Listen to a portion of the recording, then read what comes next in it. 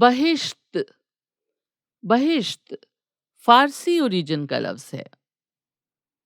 बहिश्त जिसका मतलब है जन्नत, जिना, स्वर्ग, हेवन।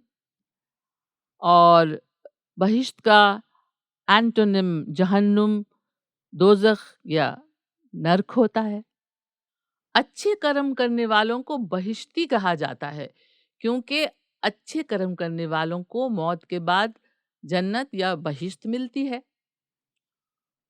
और सक्के जो पहले मशकों में पानी भरकर लाते थे, उनको भी बहिश्ती कहा जाता था क्योंकि वो पानी पिलाते थे और पानी पिलाना एक सवाब या पुण्य का काम माना जाता है, तो वो बहिश्त में जाएंगे।